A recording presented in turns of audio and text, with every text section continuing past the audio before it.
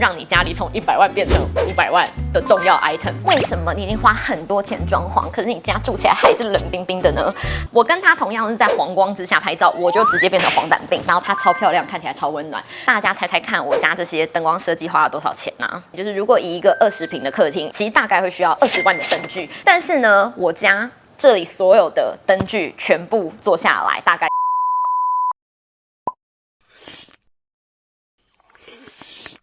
润年设计 Living to Sing 是一个跟宠物友善、跟室内设计知识有相关的频道。如果你喜欢这个频道的话，就开启订阅，然后把小铃铛点起来，这样你就不会错过重要的资讯咯。为什么你已经花很多钱装潢，可是你家住起来还是冷冰冰的呢？那些看起来500块的灯具，可是别人轻轻巧手一放，它就变成好像有500万的感觉呢？为什么饭店住起来就是永远比你的主卧房漂亮呢？这就是灯光的玄学了。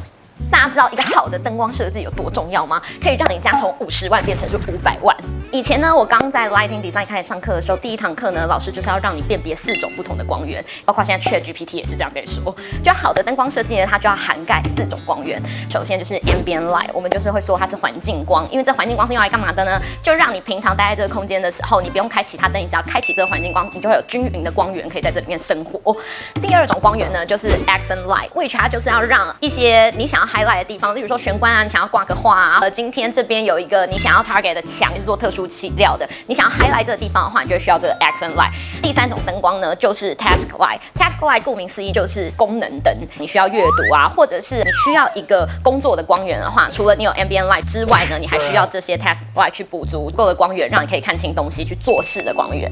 那最后的一个呢，就是我们会叫它 moonlight， 它就是情境灯，它不是家里很必要的灯具，就是你家里没有这个灯具，你也不会死掉。可是呢，有这个灯具的话，会让你家就像我刚刚说的，从100万变成500万的设计。我觉得一个好的灯光设计是要依据你自己个人住在里面的情境，就像一般的人可能都会希望自己家里是暖黄光，所以大家就会觉得说啊，那我就用3000K 到4000K 的光源。可是像我本人，我就是一个非常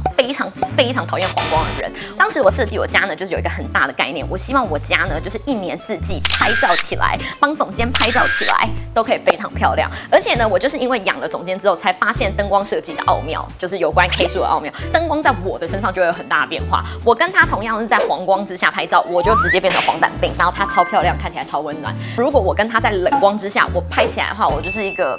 冷艳娇艳的白皮大美人，但他呢就会变得看起来有点阴森，因为他就是一个你知道冷色系的狗。所以我后来就发现呢，其实家里的灯光设计要做得好呢，还要跟你家的材质要相呼应。因为大家可以看到我们家嘛，我们家就是有点复古风，然后就充满着胡桃木的感受。那当时呢，我在设计这个家里面呢，就是希望我家可以有温暖的氛围，可是同时我拍照的时候会看起来超有质感，我可以是一个冷白皮的女人。所以呢，我家全体的间接照明，我的 ambient light 全部都是用4500K， 你看多刁钻，不是4000K， 不是5000K， 而是4500K 哦，就这么精准。K 数的奥妙呢，就在于如果你是黄皮肤的人啊，你不要误以为你适合，就是像 ChatGPT 跟你说你要用3000到4000K， 因为如果你皮肤是跟我一样黄的人啊，我可以跟你保证，你是用4500K 的时候，你皮肤会看起来最漂亮。那可是因为其实每个人肤色不同嘛，那所以我这边就给你们一个 guideline， 皮肤越白的人呢，你可能就可以用到3000K 的灯光，因为它就会跟你的皮肤颜色中和。但如果你是像我一样黄的人的话呢，我觉得你就可以选到4500K， 甚至是如果比我皮肤更黄的话，那你就可以选到5000K。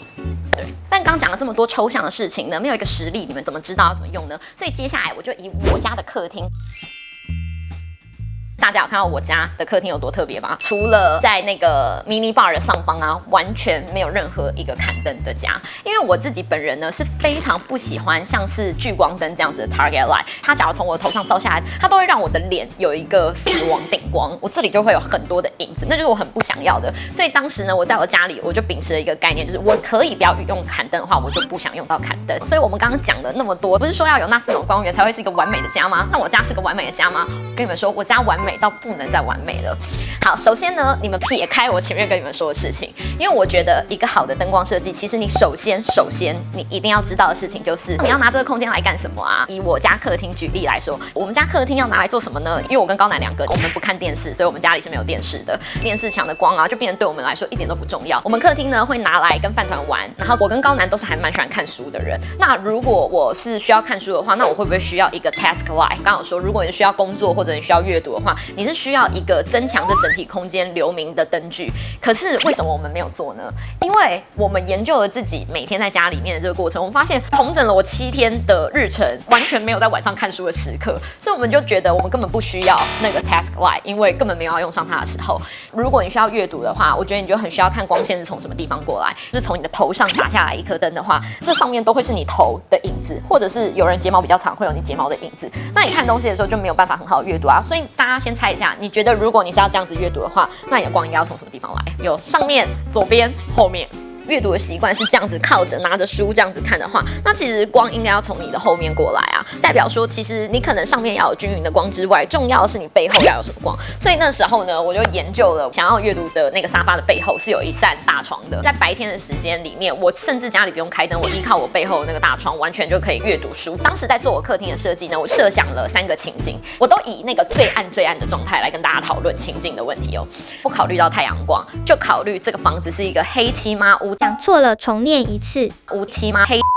那我首先一定是会想要有一个，我回家一开启这个灯，我整个客厅空间就可以被看清楚的均匀光。这就是我们刚刚最前面提到的那个 ambient light。那 ambient light 呢，通常它需要什么呢？不是什么砍灯，不是轨道灯，不是吸顶灯。其实你需要的是一个散光灯具，而且要打在天花板上面。which 就是刚说到的吸顶灯，但是呢，它不能是吊灯这样垂下来哦，它一定是要打在天花板上面的时候，它整体的空间会看起来光是最均匀的。我自己这10年做设计下来，我觉得最棒的灯具是正间接照明，就像这样，它会从这里散发出光芒，那它的光呢是会打到整个天花板上面的。所以大家可以看到我家的这个地方有做了一个特殊的斜天花，你以为这斜天花是乱做的啊？不是，是因为呢，我希望我可以把我的光留在我的沙发的正上面，尽量让光不要往那个地方跑。那这个间接照明在打出来的时候呢，它就会是 cover 我整个沙发正上方的位置，也是会让我整个空间很均匀。第二个情境就是因为在我客厅这边嘛，我是有浴室的，很多人都会说啊，假如你想要一个 moonlight， 就是你想要一个氛围灯的话，那你就是装个壁灯，假如是个3000K 的话，它就会有一种暖黄光的效果。可是偏偏我做那个厕所是做完全的雾波，因为我就是把我的浴室当成一个大灯具，我把它当成像一个灯笼，所以我在里面呢就有做了一个间接照明。当我把这个间接照明开起来的时候，我整间浴室它就会像一个温暖的灯笼，就像一个 moonlight 一样，那它就会给我的客厅一个很 saturate 很温暖的感觉。这个就完全可以替代壁灯啊，或者是一个落地灯具，它就完全在我的客厅里面替代了这个功能。那另外一件事情就是呢，因为大家有看到我洗手槽在客厅是坐在外面嘛，那我会希望我在洗手的时候，我洗手槽的部分不要太暗，所以呢，大家有看到我有做这个反间照。正间照跟反间照有什么差别呢？正间照其实通常它是拿来让你整个空间有均匀的光漫射在天花板上面，可是反间照呢，它更常给你的是洗在墙壁上的一个氛围灯。所以呢，我们通常就是反间照会拿来做一个情境的感觉，它可能实质上面对空间来说，它更多的并不是说让整个空间亮起来。假如我只开这条反间照的话，整体空间还是会偏暗，但是呢，它会给你整个空间一个蛮好的氛围。大家有记得我刚刚说我们把那个灯具分成4种不同的功能性吗？但是你有发现吗？这个时候 moonlight 跟 task light 它们就是共用的。这条反间照不只是拿来当情境氛围灯而已，我也是拿来当我后面的补墙的灯。因为当我整体的空间有了这个正间照很均匀之外，我还是会觉得我在洗手的时候，或者是我看镜子的时候有点暗。所以呢，我做了这一条反间照呢，它就可以补足全部的光。可是呢，它又不是一个砍灯在你头顶上，然后打下来会有一束光束，会造成很多的影子在地板上面。这个呢，就是给大家参考。就如果你很想要某一个空间很亮的话，其实你不是只有聚光灯或者是砍灯这样子的东西可以把空间打亮。像这样子多重的环境光、多重的 ambient light 加 moonlight 补足的话，其实你只要流明数到的话，其实你的空间还是会很亮。最后一个呢，就是踏踏实实的火炉。有时候啊，我会自己一个人跟饭团在深夜的时候很温馨的在客厅，可是我们没有要做任何事情哦，我就只是想要跟他窝在一起，趴在那个火炉的前面，然后有温暖的热风出来，然后有漂亮的火焰，所以这是为什么我做这个火炉。可是呢，这个火炉超赞，它整个后来就变成了我整个客厅的一个 moonlight， 就是真的是氛围灯。很多人会把 moonlight 跟 accent light 搞错。accent light 在室内空间其实是非常必要的灯具。如果在你的玄关挂了一幅画，你挂了这幅画，你就是希望大家可以看到它吧？所以通常在这幅画上面，它就会需要一个 accent light， 它就是 highlight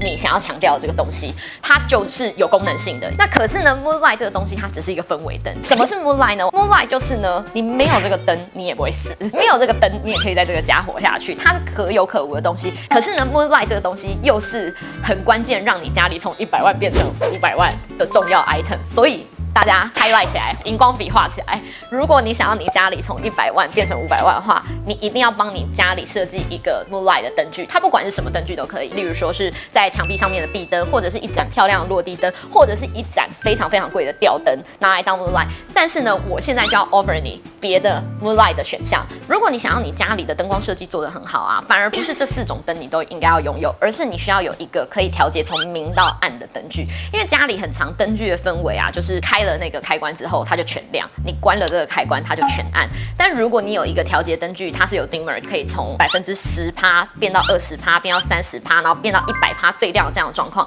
你就可以因应你自己当下想要的氛围。它甚至不需要变色哦，它只需要从明变到暗这样。如果你要睡前的话，你可以把它调暗一点点，那可能就可以成为你的小夜灯。今天你就是想说，哦，我就是要在夜晚的时候阅读的话，那你把这个灯开到100%，它就会是一个很棒的 task light。所以这个就是 offer 给大家参考。那大家看了我家的设计之后，大家猜猜看我家这些灯光设计花了多少钱呢？好，你们一定不知道，但我可以给大家一个概念，就是如果以一个20平的客厅，因为我家客厅是20平嘛，你如果想要拥有以上的4种光源，然后而且要整体的环境很充足的话，其实大概会需要20万的灯具。里面会 cover 的灯具其实就是 LED 的间接照明、跟砍灯灯具、地灯灯具，然后调灯灯具。但是呢，我家这里所有的灯具全部做下来大概10万而已。为什么我可以省到1半的钱呢？就是因为我没有做太多的 Moonlight， 就我的 Moonlight 其实就用了一个暖炉去取代掉，跟用了那个刚刚我说的浴室的灯笼的这个 concept 取代掉。所有的灯具种类里面最贵的灯具其实就是吊灯、壁灯跟落地灯，因为这3种灯具它需要做造型，它都带有装饰性的效果，要漂亮的话肯定就很贵。其实偷偷跟你们说，因为刚只是跟你们介绍我们家客厅，没有介绍玄关。如果要加进玄关的话，那这个